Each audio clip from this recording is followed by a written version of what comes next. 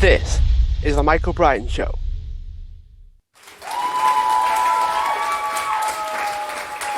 Hello, hi everyone, welcome to the show. And today I'm joined with Nick and Terysa that run the Sailing Ruby Rose YouTube channel.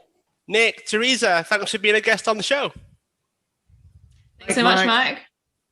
So talk to us a bit about how you came up with the name of your channel, and also, because I know that it's also the name of your boat. So talk to us a bit about how that came about.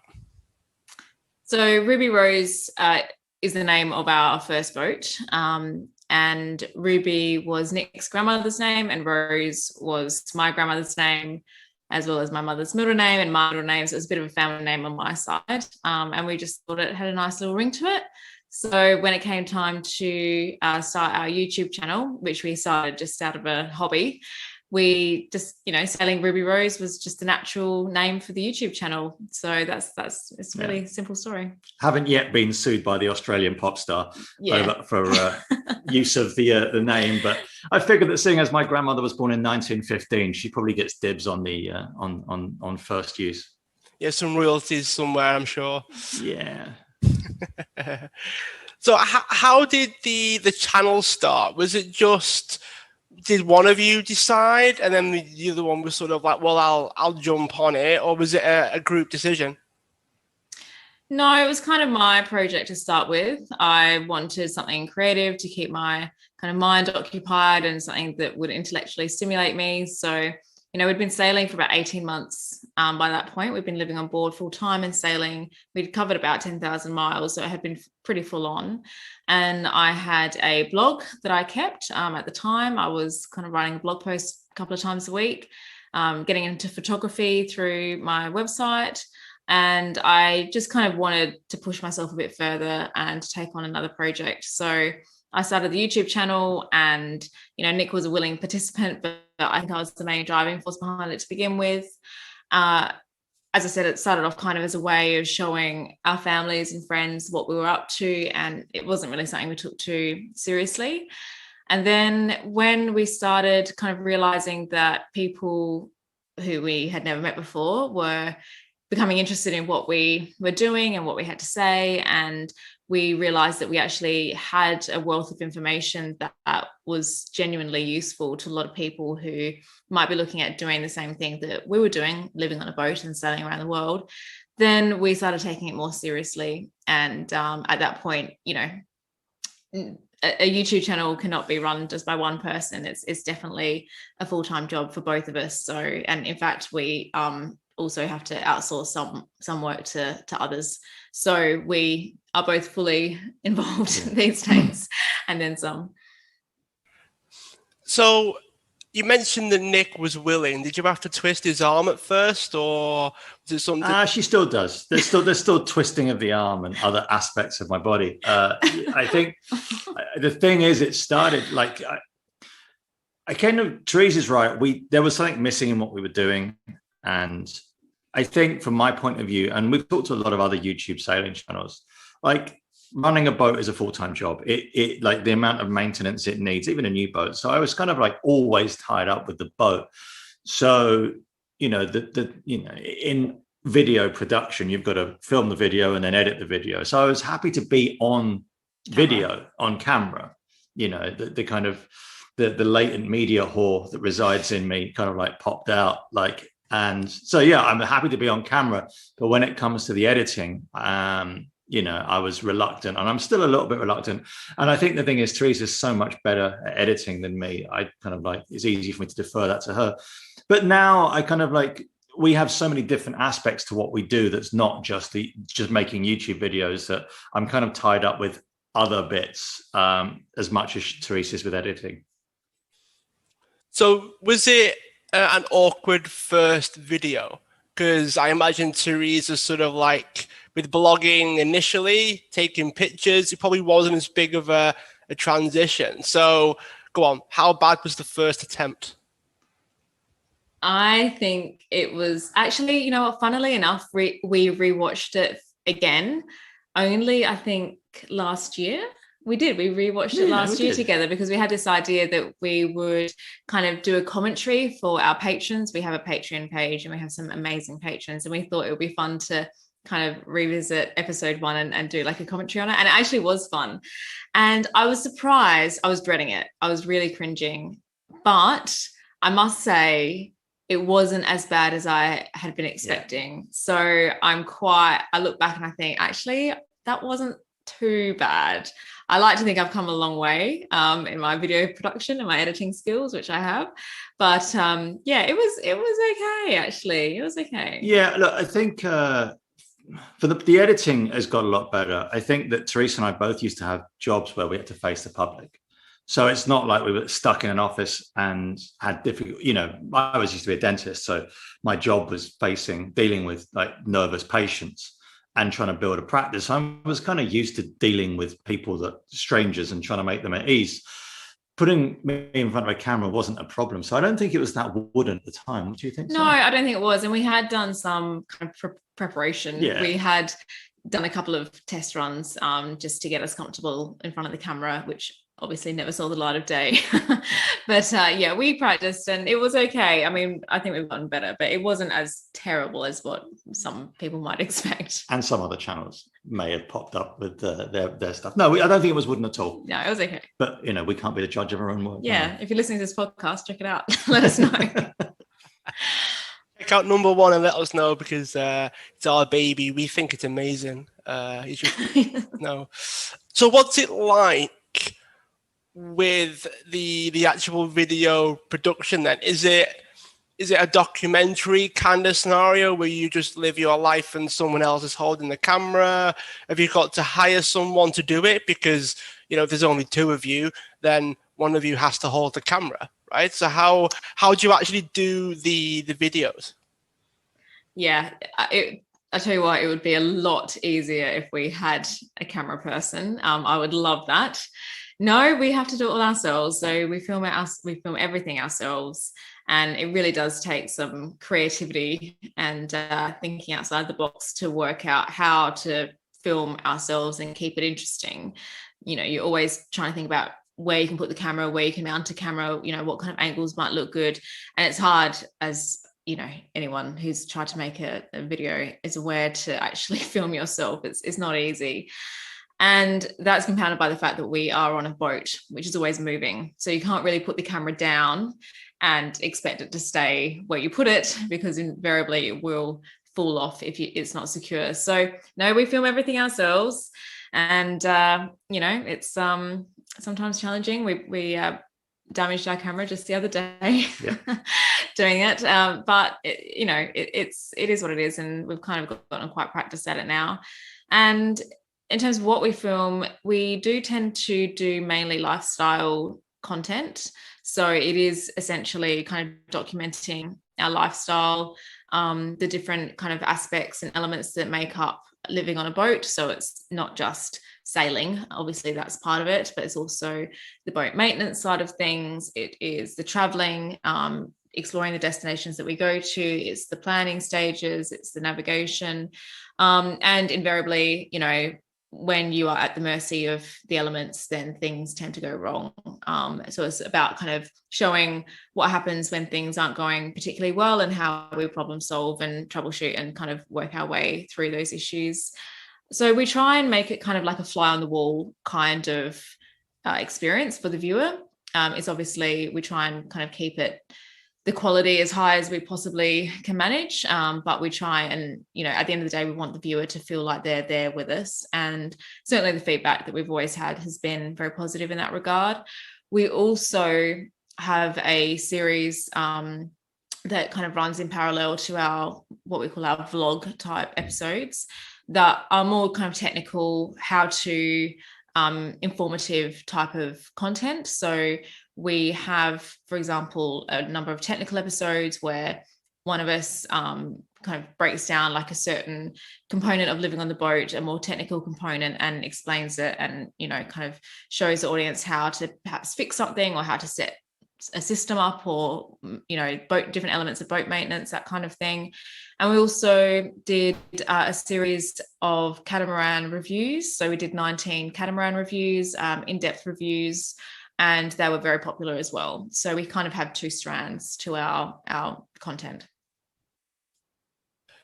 So you mentioned that you both had jobs beforehand, and you decided to travel full. Was it around 18 months? Was it before you started the channel? Why did you decide to travel at all? Because if you're a dentist doing reasonably well, what was the thought process behind jumping on a boat and deciding to travel the world? Okay, so firstly, Terysa and I met when we were traveling. So we both met in India about 12 years ago, just backpacking. So we had this kind of love of travel that was not non-conventional, so kind of roughing it really.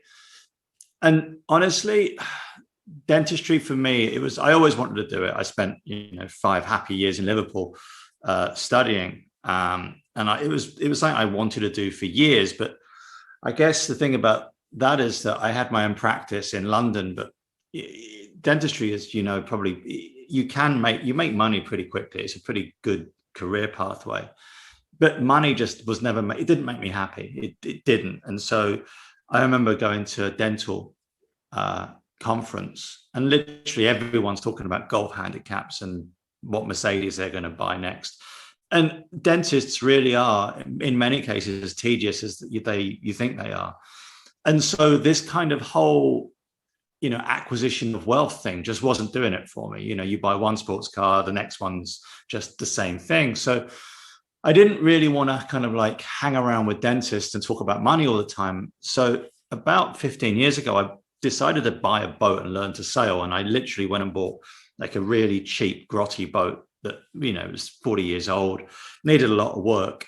And I worked out that, if I didn't get on with it, I'd sell the boat again and wouldn't bankrupt myself. And if I sunk the boat or set fire to it, I wouldn't bankrupt myself.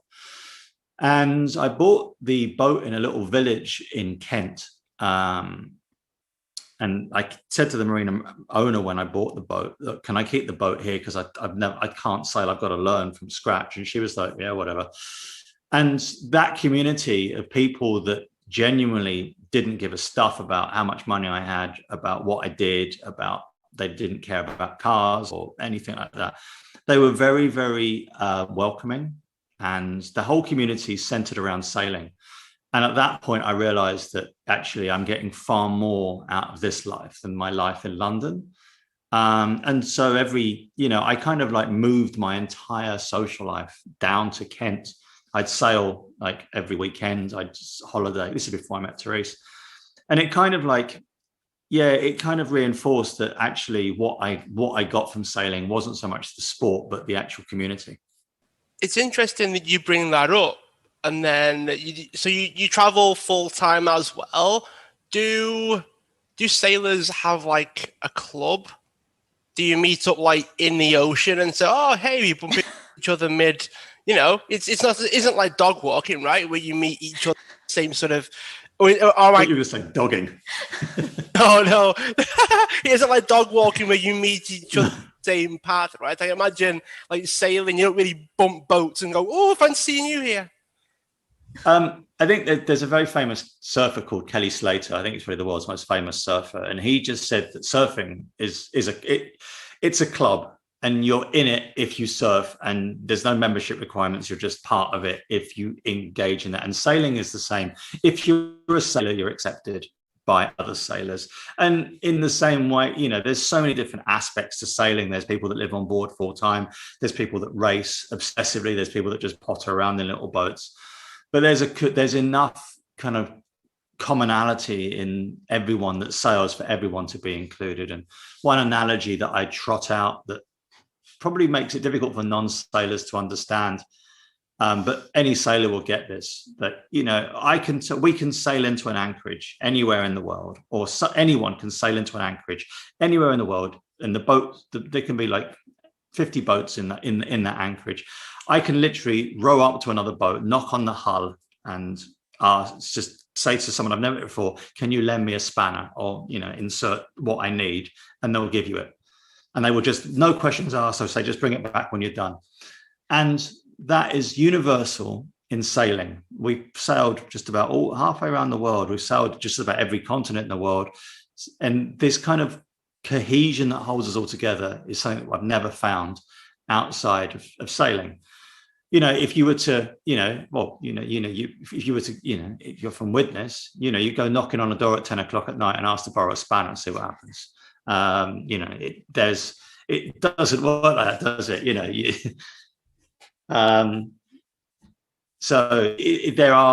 There's a different sense of community. Just to pre-warn you, a lot of these questions are going to be more funny than educational for the people that are listening, because when YouTube is like, right, well, you work together, you collaborate with other YouTubers. That's why I pictured like bumping boats and like getting to know each other and stuff like that. So does that ever actually happen, or am I making that up? Well, bumping boats probably is not something the insurance companies want to hear about, but there are, I mean, look, in the kind of the whole niche of sailing, there are lots of places in the world where we have met up with friends. For instance, when we crossed the Atlantic Ocean, the first time, we met all our friends on the other side. Again, we all kind of like sailed our own ways. And a lot of the time, the circuit, all these places, whether you're sailing the Caribbean, whether you're sailing Europe, there's a lot of people in your locality that you will meet. And so we do get in touch with each other. And even within the YouTube sailing kind of circle, we all meet up with each other when we can, boat shows and other kind of like social media events. I genuinely had an image of like bumping into each other, and I was kind of praying I was wrong, because it just makes for a very uninteresting conversation now. But it stands to reason. And it's like, do you have like Wi-Fi on the boat? Because you mentioned that you keep in touch and you go to other events, and do you have to go to land to coordinate this stuff and edit the episodes, or do you do all of that? Are you able to like do everything that you do? Do you do it all on the boat? Yes, we can do everything on the boat, but it's not always easy, and it sometimes requires a lot of planning ahead. When we are within sight of land, so when we're kind of within a country, then we normally buy a local SIM card, just like you would when you're kind of traveling in more traditional ways. So that's generally how we get our internet. We do have satellite communications, but they're very expensive, so we only use that when we're at sea and need to get kind of weather, and let our mums know that we're okay, that kind of thing. Generally speaking, we wait until we are not kind of physically on land, but within a country to get, local internet. But yeah, a lot of things need some advanced planning. So, we, for example, upload all of our, or we back up all of our footage to the cloud, so that, we don't have to worry about, hard disks getting wet or whatever. But that takes a huge amount of internet, and so we need to kind of plan that, and it's not easy to find super fast Wi-Fi in a lot of the countries that we've been to. So yeah, there's kind of things that when we are remote and we don't have that kind of those kind of connections, and we don't have the communications, then we take advantage of that time by filming and by creating content and by just enjoying, the isolation. We can certainly edit on the boat, so all the editing can still go ahead. And then when we are somewhere that perhaps has, extra facilities and better communications, then we take advantage and we do all of our uploading and that kind of thing. So yeah, it's kind of, you just have to take advantage of whatever situation you're in. I'm dying to know if you've ever tried to do something on the boat and you've hit like rough water and you started like doing this, like side to side while doing it, and you start sort of like, this is a lot harder than it would be if I was at a desk. Trying to figure out how to do. Yeah, every day. Yeah, that's our lives that you just described. Yeah, 24 hours a day. That's exactly what we do. That's amazing. Oh, that's so many questions. Does it ever get samey with the content? Does it? Because if you're doing like, I mean, a boat's a boat, I'm imagining. So like the how-to stuff, there might be a limit somewhere. I'm picturing that there's a limit. With the other content, I don't know. Like, do you like plan ahead in terms of, right, we're going here in a week or two?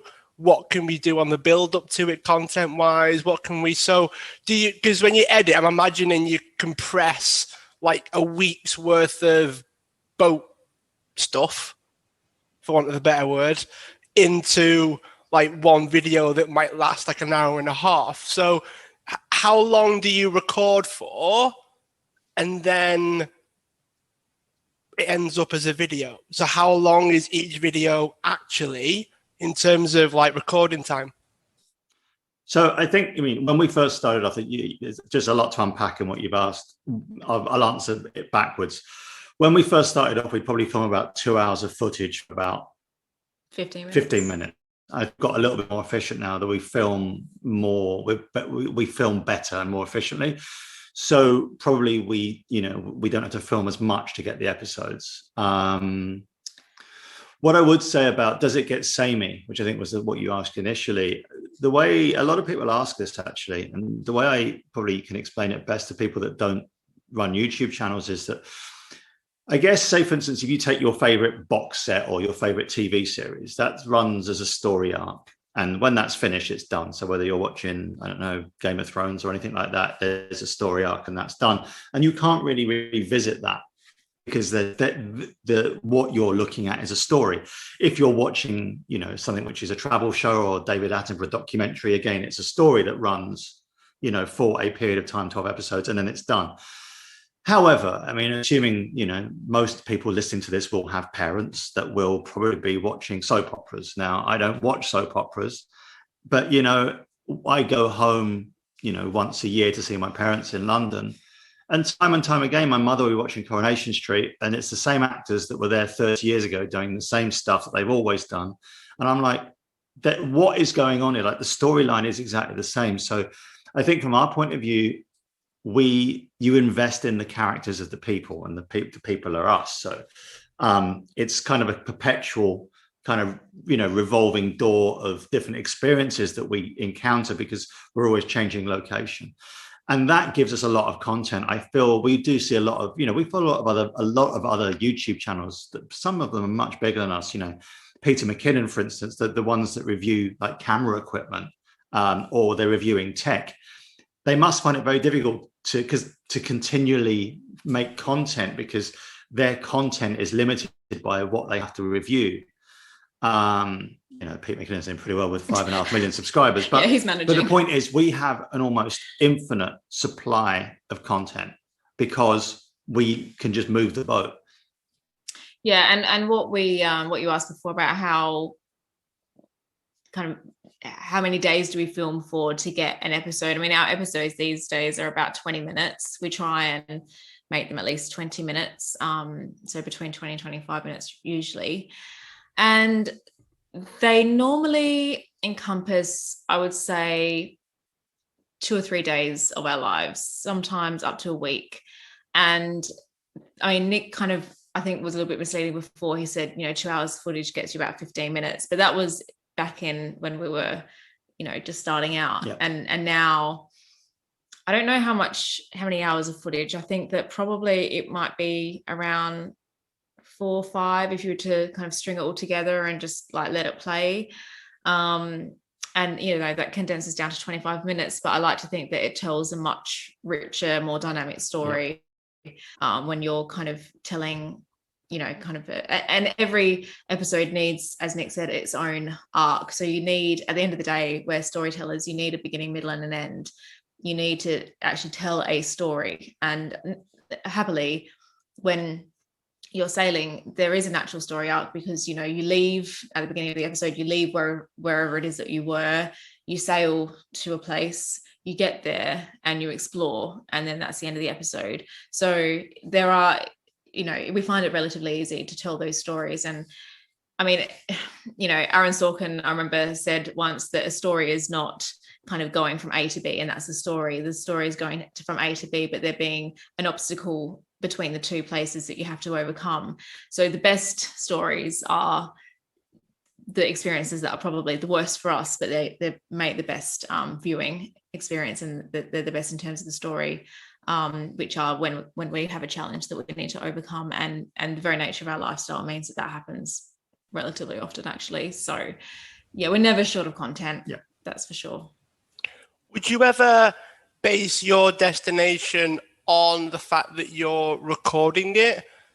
So you've got this sort of, I wouldn't say pressure, but you would sit there and go, right, we'll go here because that'll be something that's a bit interesting, a bit different. We've only been here a couple of times. Or do you literally just go and record it and then you decide whether or not to upload it or edit it? No, we are pretty organized when it comes to filming. So to answer the last part of your question first, if we film something, then we almost always know as we're doing it that it's going to end up in our episode in one way or another. It might not take kind of precedence, but it will appear in some way. But in terms of deciding on essentially how to organize our lives and where to go and what to do, and how that would affect our content, there are two kind of issues at play, because on the one hand, you're absolutely right. For example, there are a lot of the YouTube sailing. I know that you're not into the YouTube sailing channels, but it's actually a very saturated market. There's not many people who are, when you look at kind of the total number of people on YouTube who look at YouTube videos, the number of people on that platform who are actually interested in sailing channels is relatively small, although it is growing all the time, actually. And it's getting bigger and bigger kind of with every passing week and month. But the number of channels that are on the platform kind of really exceeds the demand. So you have a really saturated market. So what you have is a lot of channels who are starting out in a certain locality, and it's often kind of American channels starting out perhaps on the East Coast or going to the Bahamas and kind of filming what they're doing. And so what you have is a lot of content from certain locations in the world, certain geographical locations. So the Bahamas, for example, there are so many sailing channels who have been based in the Bahamas. We've been based in the Bahamas historically. And so you have no shortage of content if you're interested in Bahamas sailing. But so that, therefore, that, I mean, at the end of the day, we do what we want because we do what we want to do because it's our lives. But we would perhaps think, okay, do we go to the Bahamas, or do we maybe go somewhere that is less popular, where less people have sailed before, and make content out of that, because it might be we want to offer something different and interesting. And we've always kind of thought like that. And on the one hand, it's a bit of a risk, because if you're doing something different, then perhaps people aren't as interested in what you're doing. But on the other hand, there are always people who are going to be looking for something else. And over the last couple of years, we did take a bit of a risk, although we had to. We sailed Ruby Rose from the Mediterranean back to the UK via the French canals. We took our sailing boat through the French canals, which is quite unusual, and then through South and North Brittany in France. And I think we're the only sailing channel who've actually sailed that area. Certainly we're one of only a few who've done the French canals before. And it was a little bit nerve-wracking, because we thought, how is this going to be received by our audience? We've been in the Caribbean for years and that's what they expect. And now we're suddenly going through the French canals and sailing, a relatively, for the Brits, Northern France is a well-trodden path. But for the Americans make up the vast majority of our audience. It's kind of not really on their radar. And yeah, it's been really fantastic, the kind of reaction to the places that we've been going to, people saying, I never would have thought about going there before. And now, I've watched this episode and now I have to go there. It just looks amazing. So yeah, that's a very long-winded answer to that question, but yeah, it's complicated. That's all right. I mean, it's always worth shedding more of a light on it, because as content creators, it's so easy to bend, I guess, to what other people want you to do, and you've always got to find that balance. It's never always clear cut. It's never always I'll just do whatever I feel like it, because if it's your full-time job, which yours is, you know, you've got to have a level of maintenance. Otherwise, you've got to think of how else you're going to afford your lifestyle, right? It doesn't always work. Yeah. It's not as always, I'll do whatever the heck I want. And meanwhile, like you've got no money coming in because you're too busy doing whatever the heck you want and not doing what works, you know, what works for the channel. So it's definitely a minefield. So thanks for being honest, you know, thanks for sharing it. It's not straightforward because people often talk about, don't they, that you've got to just do what it is that you want to do and things will work out. And, you know, I wish that was the case. Well, I have to say that has been what we've ended up doing when we're kind of throwing up those two decisions. Do we go somewhere that we know will be more popular, or do we do what we want to do? It might not resonate with as many people, but it's something that we really are excited about. We've always gone for that latter option, and we've had that kind of fork in the path a couple of times, and we've always gone for that option, and it's worked out for us because I think at the end of the day you have to do what makes you excited, because if you're not, then you're not being authentic to yourself, and that comes across in your content. So that, you know, you have to be passionate about what you're doing, and that will come across. And if you're enthusiastic and passionate and you're, you know, having fun, then people will follow you on that journey with you. How often do you get messages of people asking how they can do what you're doing? Do you give them equipment recommendations? Do you give them like how to get started, like a travel sailing YouTube channel? Do you ever have those conversations? Yeah, like 10 times a day. Like, honestly, it's like our inbox is nuts. We got to a point about a year ago where we were just unable to deal with the continual messages, because everyone wants something different. You know, some people have got really specific asks and requests, and some people have just want a generalized, you know, thanks very much, you know, we really want to do what you want to do, but don't want to take it any further. So kind of like, you know, the Patreon thing as a platform was pretty good for us, because it enabled us to kind of funnel people into a certain place if they wanted specific detailed advice. Because firing off a quick message on Facebook or Instagram is easy. Setting up consultations for someone that wants to buy a boat is pretty time intensive. You know, it can sometimes take, you know, days of research and then back and forth. So we have to work out the level at which people, the level of information they want. And unfortunately, now we've got to a size where we just can't answer everyone's messages. You know, if you're getting, you know, 10 emails a day, another 10, 20 Instagram messages, another 10 or 20 Facebook messages asking questions, and that's outside of YouTube. You know, I think, you know, we put a YouTube video out 2 days ago, that there's 270 comments on it, and that will just keep going. So you try and answer all these things. So it's impossible. So we have to kind of try and prioritize the answers that we give people and how detailed those answers are. At one end of the spectrum, as I've said, is like a pretty detailed way that you can get non-professional advice from us. We're not boat surveyors, but we can give you opinion. And at the other end, we can just say, look, you know, if you want to know how to install solar panels, here's the video we made, click this link. Or if you want to know how to start sailing, click this link. So, and there's a lot of things in between, but everyone's got very specific requirements. I imagine it's almost like pulling the wool from people's eyes when you tell them the truth about what it's actually like, because people will see the YouTube videos and the week or two condensed into a half an hour video, and it must look great. It does look great. Some of the videos are amazing, but then they'll watch that and go, I would love to do that. And then you go, well, actually, this is the reality. And then does it ever put people off when you do that? No, because we made it our mission statement from day one to not glamorize it, to put across the reality of the lifestyle that we have.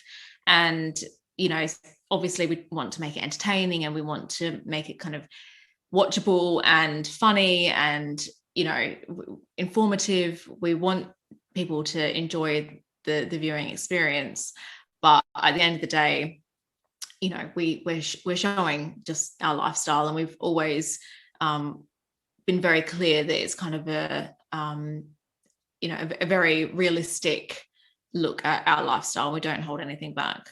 Do you ever ask or get asked things from each other's perspectives? Like, well, what is it like to run the channel or the traveling? I imagine you've got roles and responsibilities yourselves when it comes to running the channel and living your life as well. Do people ask you like you specifically questions, whether it be yourself, Terysa, or Nick as well? Someone go like, Nick, what's it really like? And then like they go to Terysa and go, Terysa, what is it really like? I think one thing that is patently obvious is that there is a lot of pretty latent sexism in sailing. So, and I think it happens to the point at which it's amusing. People will 99% of the time ask me technical questions, even when they meet us in person. They very rarely ever ask a technical question to Terysa.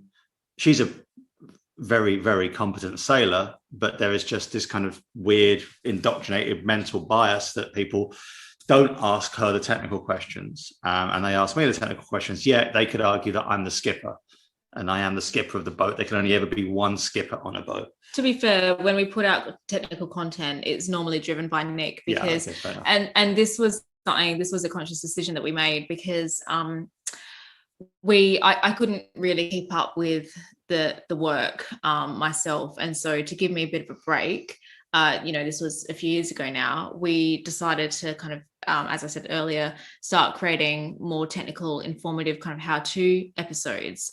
And they're there was something that I was able to give to Nick to do, because they're not really as difficult to film or to edit. I mean, he's actually become such a great editor now. So, you know, you can kind of take it as far as you want to, but in its very basic form is essentially just standing in front of a camera and talking to it, and then filming a little bit of B-roll. So I kind of gave that to him as his project. And I mean, at the end of the day, you know, there's a lot of elements about living on a boat. As Nick said, he is the skipper. He's got a lot more experience than I do, that he has more, you know, knowledge and experience on, and he's able to communicate more clearly. But yeah, I mean, you know, sexism in sailing is, you know, I wouldn't say it's latent. I'd say it's pretty, you know, overt. But yeah, often I get ignored, and I don't get, you know, spoken to at boat shows, because people go straight to Nick. And actually it is amusing, because in this catamaran review series, that was something that we both started off, you know, on the same level, because we had never looked into catamarans before. So I would say that, you know, we both have a pretty good understanding of the catamaran market. And in fact, I was the one that did a lot of the preliminary research when we were planning a lot of those episodes. So often Nick doesn't remember, you know, certain details, but I do. And I'm, you know, when people say, well, what catamaran should I buy? They say, hey, Nick, what catamaran should I buy? And Nick says to me, hey, Terysa, what catamaran should they buy? Yeah, what day is it? So yeah, it's fact of life, unfortunately. It's interesting that it's become amusing, because you're sort of sat back watching it happen. I mean, there is bound to be a delay between them messaging you and you replying. So you must look at all the messages and go, it's funny, I'm getting all of the technical ones and you're getting all of the design ones. And it must be very strange to look back and go, yeah, I imagine it being pretty comical. I mean, do you ever get questions like,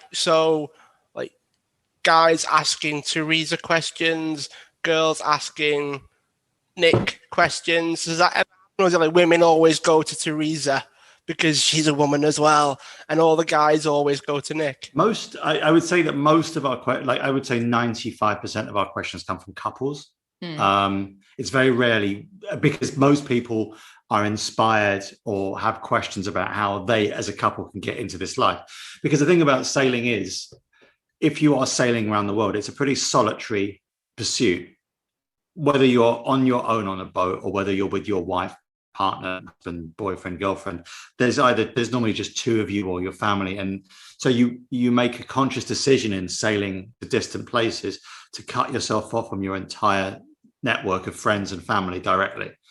So most people set off as couples to do this, or with couples with small children or families. So yeah, when people come to us in their planning stages, they very, very, very rarely are doing this on their own. I find that a little bit more interesting than maybe the average person, because mental health is quite important.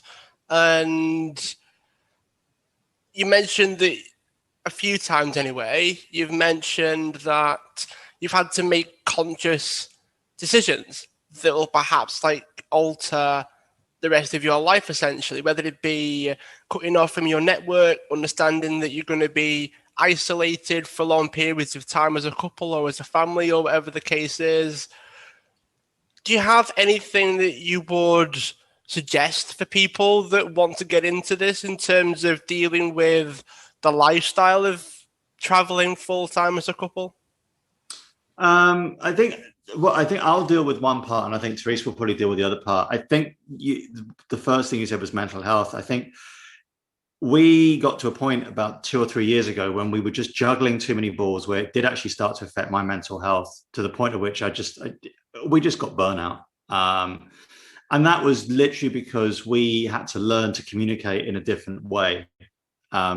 We were sailing very fast. We were doing a lot of miles, constantly working on the boat, putting ourselves under a lot of pressure to get to certain locations. And in addition to that, we suddenly had this fledgling YouTube channel that suddenly demanded a lot of attention, which we just didn't know how to. We just had to create an extra 20 to 40 hours in the week to kind of nurse this channel. And it came out of nowhere. And neither of us really kind of communicated to the other that we were finding it difficult. And when we sailed into Charleston in America, in South Carolina, and literally sat down and thought, neither of us are happy. Like, what is it? This is meant to be the dream that we're living, and we're not. We're both pretty miserable. What is it? And we just, I always say that a boat is like a very needy 5-year-old. You're constantly having to look after it. It's demanding. If you take your eye off the ball, it will, shit itself and kind of like, rub it all up the walls. You're literally at that kind of level. So we kind of left it alone for 3 months. We literally just left the boat for 3 months, sat down, said, look, what do we want to do? Do we want to continue with what we're doing? And we both said, yeah, we don't want to give this up. And I think once we worked out that we needed to communicate to say, look, actually, this is pretty hard. What we're doing, we need to kind of work slightly differently and learn how to manage our time better. After that, it became really, really easy. Yeah, I think that time management and communication was big for us. I think that, anyone who goes from living on land to living on a boat is going to have a big adjustment because for lots of reasons. But one is you're downsizing and you're going from living in a fairly static situation where, your house is always where you left it. And if you turn the light on, then you'll always, get the light coming on, and you'll always have water and electricity. And, you can kind of go to bed every night and not have to worry about anything kind of changing overnight. Whereas when you're living on a boat, everything is very dynamic and you just always need to be very flexible. A number of times we've been woken up in the middle of the night and had to move, or storms come in and we've had to move, or something on the boat has broken or been damaged. For example, we were in an island in the Caribbean and our water pump broke, and suddenly we couldn't get any fresh water out of the tanks, so we literally had no water. We couldn't get water out of our taps. So it's just this constant state of anticipating what the next thing that could go wrong will be, how you're going to fix it, and having like all these backup systems on the boat. So you have to, be of a certain mindset. You have to have a certain attitude in order to deal with that kind of constant state of change. And that's very easy to do when you're feeling positive and happy and everything's going well. When you are feeling isolated, when you are, disconnected from your usual support networks or your friends and family, when you feel like you don't have anyone to talk to, when you feel like the only other person that you have in your life at that time, there's a lack of communication between the two of you. There might be a lot of other issues at play. You might be stressed about money. All of these things can play into you having a less than positive experience. And so I think kind of preparing for that in advance, that is something that is very important. We've spoken a lot previously about how we feel like it's very important for particularly couples who come onto the boat, particularly when there's an imbalance in the experience level and the skill level between the couple, for both of them to, particularly the less experienced person, to kind of work out a way of contributing equally to the lifestyle, being equally involved in all the decisions that are made, because some of them aren't easy decisions. Getting up in the middle of the night and moving somewhere, and you're in an unfamiliar location, and the wind is howling and it's sheeting down with rain, and you just think, geez, I'd just rather be anywhere but here right now. So yeah, it can be a very challenging lifestyle, but I think that with the right tools, and particularly with good communication and a balanced kind of approach to things, then you can definitely overcome those difficulties. And certainly that's the adjustment. We started off living on land, and then we had to have this adjustment when we moved onto the boat, and now we've been living on board for 5 years, and we wouldn't have it any other way. It's absolutely not something that we would ever give up. How long did it take for you to be okay with the whole situation? Because if you've gone from being on land to being on the boat, I imagine you prepared for it, you planned for it, you predicted some of it, but how long did it take for you to get used to being on a boat and then growing this whole self-reliance mindset and being essentially independent and being able to solve things and rely on yourself a bit more? I think we always knew we could be independent. It was never a question of whether we could do it. I think it's a little bit like theoretically knowing how to wire a plug. You know how to do it if you've never done it before. Now that we've been living on board for 5 years, I know that almost invariably, no matter what problem is thrown at us, we can fix it. It doesn't, even if I've never done it before, if we've never tackled it before, we probably will be able to do something to get ourselves out of strife.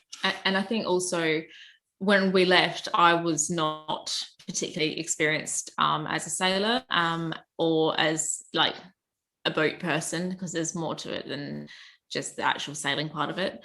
And I think that with the last 5 years, obviously my experience level has increased hugely.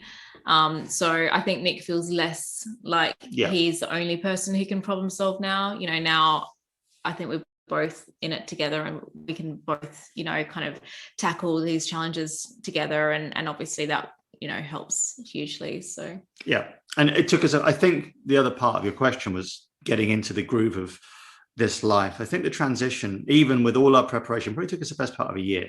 Yeah. I think it took us about a year to work out how to slow down, stop rushing around, and stop trying to take certain aspects of our life on land, into our sailing lives. We didn't have a time frame on what we were doing. So why were we rushing so much? It's a very interesting point when you bring up that it took a year to really sort of get into the groove of it, because a lot of people might think that's a long time, but then you brought up living similarly and having to teach yourself to slow down a little bit. So what did you think would have been like lifestyle wise? Did you try to take something from land onto the boat and it didn't work, so you had to adjust it? What was that sort of scenario like? I guess I always found it difficult to kind of work out why it took so long for us to slow down. But okay, maybe if I frame this in a different way to myself, and if I could go back 5 years and have a chat to myself, if I'd gone from, say, working in the city of London as a dentist. And instead of doing that, I'd moved to the Isle of Skye and bought a farm, and I wanted to become a sheep farmer. How long would it have taken me to get into that lifestyle? How long would that transition have taken? To me, mentally, for me to take a year to get into that would be, I could get my head around that. However, for some reason, there's this kind of, because we used to sail at weekends, I thought it was going to be faster. Whereas in fact, the whole lifestyle transition took a lot longer. And the thing that you asked is, what was it that you took? I think number one was the speed at which we were running our lives in London. Literally everything was like go, go, go. And when we did our first year of sailing, we left London and literally, sailed down the whole coast of Europe into Morocco, across the Atlantic, halfway around the Caribbean, back up the Caribbean. And, we were just literally putting in sea miles, just covering some crazy distances when we never needed to do that. And I think that was putting us under a lot of undue pressure. And I think as soon as we slowed down and realized that we didn't have to be anywhere, we could just, that's when everything changed. And it took a year for us to get into that.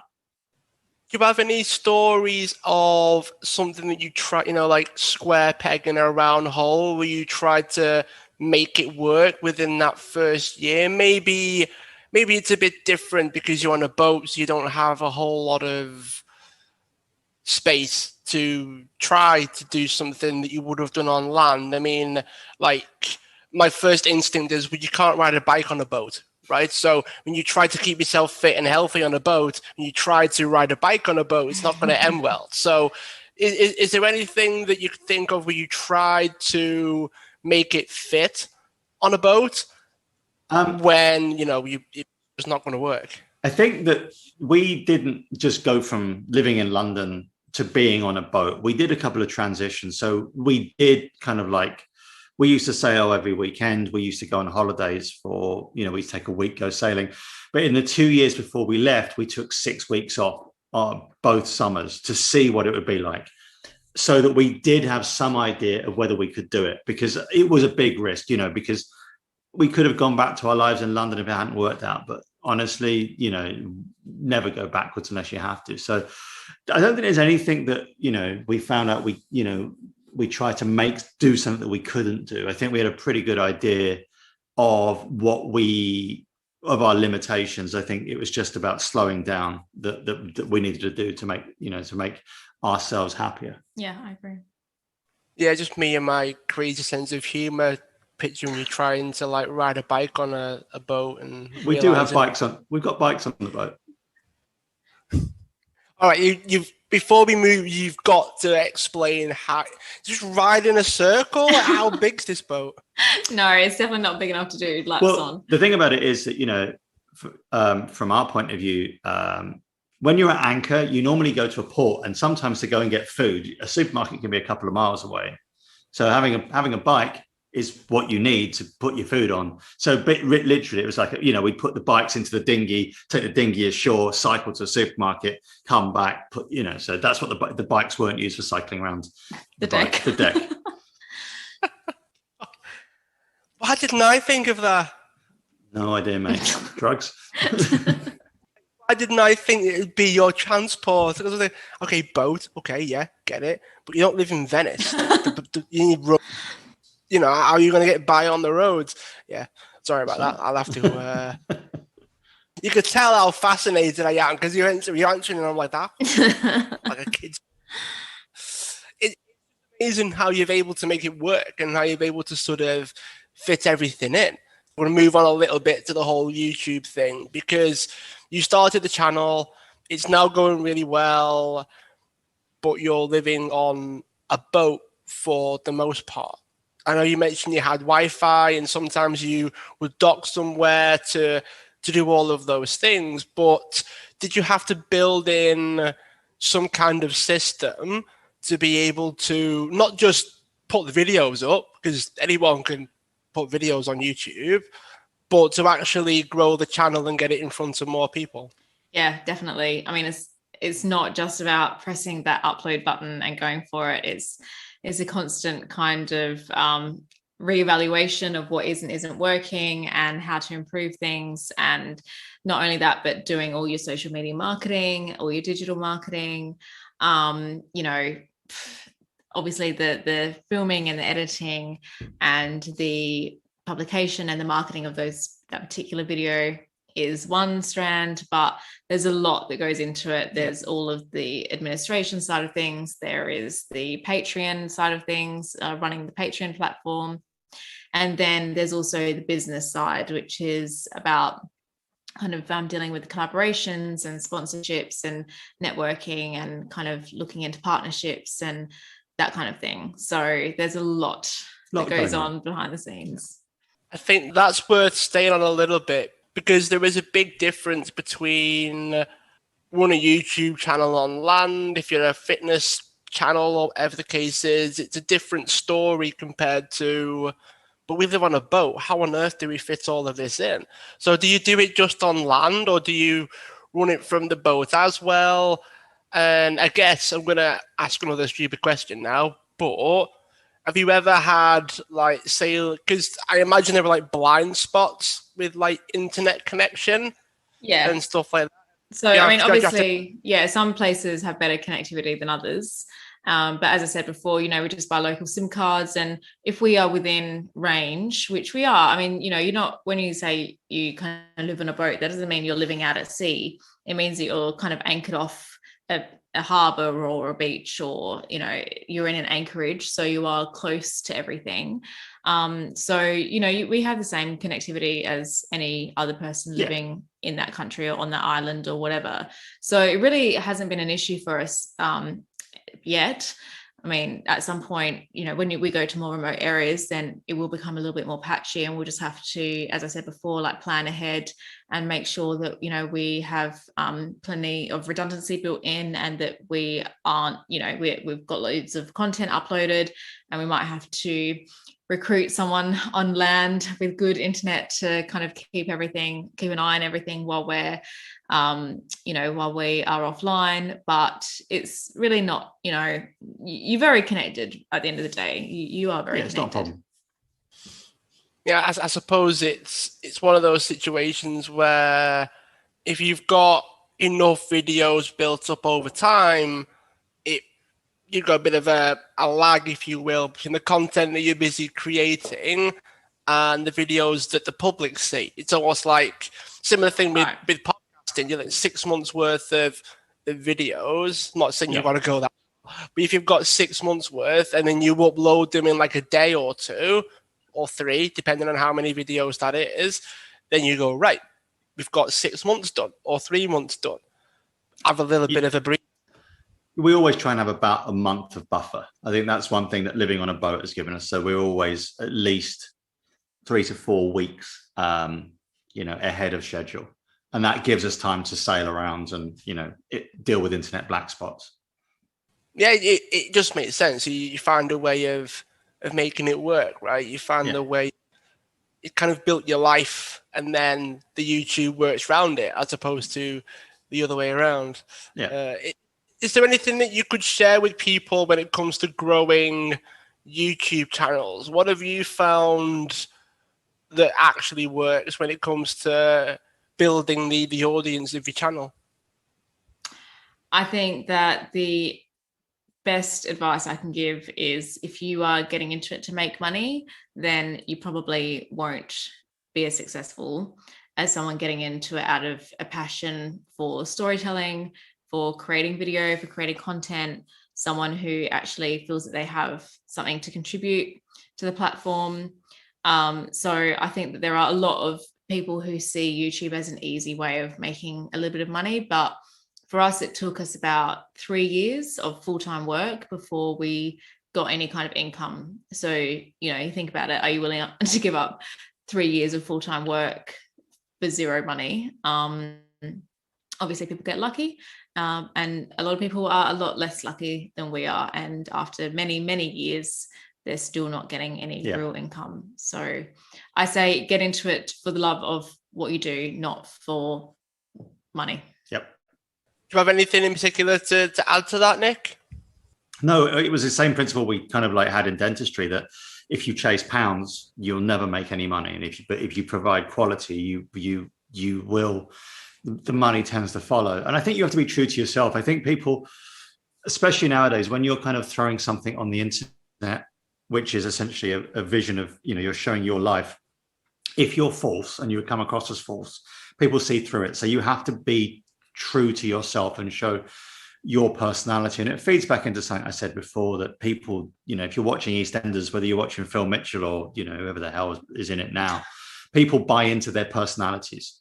And so you do have to have a personality that people can either relate to or dislike or like or find funny, but there has to be a hook to what you give your audience that keeps them coming back. And that comes through in the editing and the filmmaking as well. And like Nick said, he referenced, some YouTubers before, but I feel like Casey Neistat is one of the more famous YouTubers, and he's a great example of his personality coming across in his edit. You watch one of his videos and he's got such a strong voice just from his videography and his editing. Yep. So I think that's another way of inserting some kind of, personality into the content as well. It's an interesting point that you brought up, actually, and something that just came to my mind is you can edit out the personality in some way. If you're so inclined. A lot of people think about being yourself and being authentic and something that people can relate to. There are things that people can relate to, like mistakes and messing up and having a good time and doing all those things that if you look at the video, we'd be like, well, do we keep that in? So you can sanitize, and a lot of channels outside of sailing, within sailing, sanitize what they do. So they portray a perfect lifestyle. We choose to leave all the gritty stuff in, and it's worked for our channel. Yeah, I think that there's something very endearing about having an unpolished lifestyle product, video. Like, it needs to have those raw, genuine moments in it as well. And we've always tried to keep that in it, while still kind of, having an overall, viewing experience that people really enjoy watching.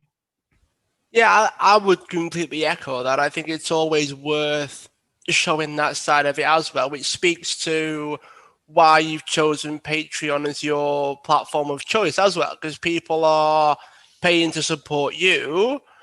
What sort of things do people get for that in comparison to the channel? Like, how did you decide where the line was between what people get in the channel versus what you give your Patreons? So again, the Patreon decision wasn't something that came easy to us. We actually decided to launch Patreon, then actually put it on hold for, I think, a year after the decision. And I think we didn't actually launch Patreon until we had 40,000 subscribers. Yeah. And we didn't even monetize our YouTube channel until we had 20,000. So the reason that we did it was because at the time, Terysa was doing digital marketing, online for other companies. And really, we were making income from other strands of work online. So we kind of got to a point where it's like, well, do we now commit to this YouTube channel and invest in it financially? And if so, we are going to have to raise more money, more than YouTube providers. YouTube income is not high. It's not, when you're starting off, and even now it doesn't form even, a significant part of our income stream. So we launched it for that. What our patrons get, depending on the tiering system, they get access to us messaging services. There's the whole Patreon platform. We have a WhatsApp group. They get meet and greets. They get, live feeds. They get discounts on merchandise. They get to meet us for meetups. They get, as we get the new boat, they'll, get the opportunity to kind of like come sailing with us. So there's a lot of different things at different tiers, but really, and it's a nuanced line. They're not supporting our life. They're supporting our filmmaking. And the reason I say that is because we kind of came to this as, we'd already done our thing with our careers, but filmmaking is a full-time occupation and it does take a hell of a lot of work. Terysa is editing 40, 60 hours a week. I'm putting a similar amount of time into the other aspects of the business, and that's outside of filming and sailing. and the amount of money that it sucks up is pretty incredible. I think, I was just thinking about this the other day, like when we first started our YouTube channel, our first camera was a $300 Sony that we bought in Singapore. And that was what we were filmed with for a whole year. We bought a filter for our camera about a month ago that was more the cost of our first camera, just a piece of glass that goes on the front of the lens. So, in delivering content that we're proud of, we put, crazy amounts of money into equipment and education, and then it's laptops and lighting rigs and all the other bits that go with it. So we couldn't do that without, the financial backing of our patrons. I'm actually really glad that you share things like that, because when it boils down to it, there's a lot more that goes in than some might realize. That the fact that you deliver a top quality video, that comes with a lot of work. It comes with a lot of expenses. It comes with a lot of time. And in some ways, more people will watch you and tune in and enjoy it and find it helpful and valuable because of that as well. So you've got it's almost like everything is better, including the videos that they love and enjoy, because of what you invest in each one. And it's almost like it gives you the ability to do that. Like the more you can put absolutely. in, better you'll get. But then you need it to put in as well, right? Yeah, absolutely. Well, it's about investing in your equipment and investing in yourself and your time. You have to make that initial investment, and then you hope that it pays off. Yeah, absolutely. Yeah, for sure. Right, here we go.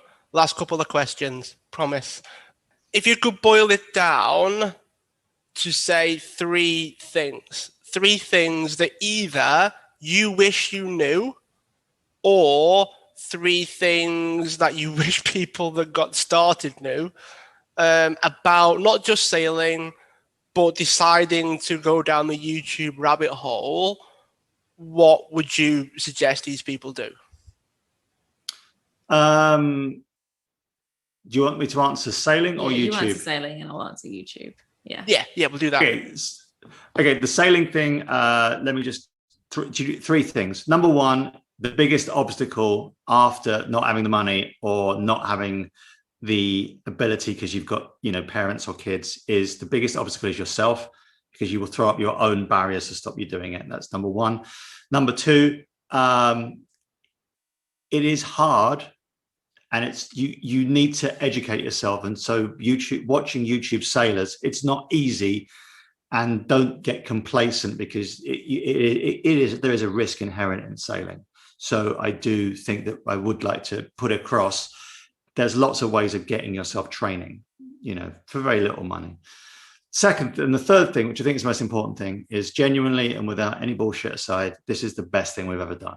Like without, if I could think, 110 when I'm lying on my deathbed surrounded by strippers and kind of like, whatever's going on.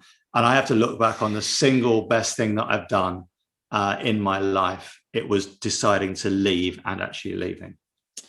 Yeah, and in terms of YouTube, I don't know if I can come up with three things, but I definitely think that we've touched on the most important one already, which is that you have to go into it with the passion for making content first and foremost. If you go into it trying to become famous or semi-famous, or to earn loads of money, then you're going to fail, because A, people see right through that, and B, your expectations are just not going to meet up with reality. It doesn't work like that. You just, don't kind of start earning money from the very beginning. You have to invest years, plus usually quite a lot of money in equipment before you can get that return. I wish that we had started, that being said, I wish that we had started filming our experiences from the very beginning.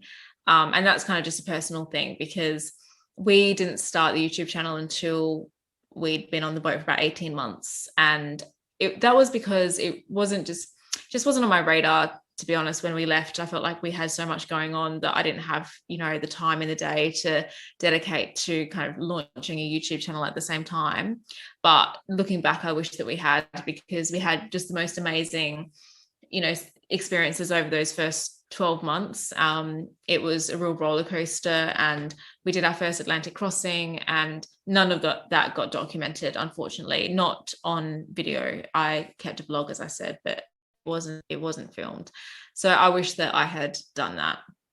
And other than that, I think that, tapping into the community that exists is, I think, probably the most important thing that you can do as a creator, and connecting with your fellow creatives and kind of looking for that support and advice, and kind of reaching out, and just because it can feel like you're kind of just swimming upstream a lot of the time, and getting that support from others is really important as well.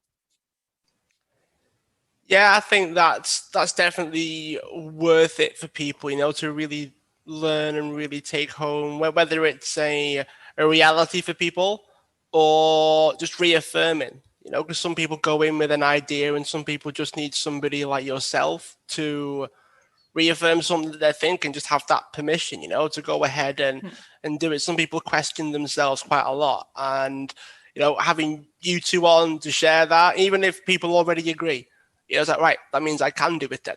It's kind of like just that, that reaffirming that perhaps some of the listeners might need. So thanks for being a guest. Those of you that are listening, thank you so much, Mike. Do subscribe so you don't miss any of our future episodes. Before we go, Nick, Terysa, how can people check out your YouTube channel? So it's really easy. Our YouTube channel is called Sailing Ruby Rose. And we are also on Facebook and Instagram and Twitter, also under Sailing Ruby Rose. So fairly straightforward, just search for it.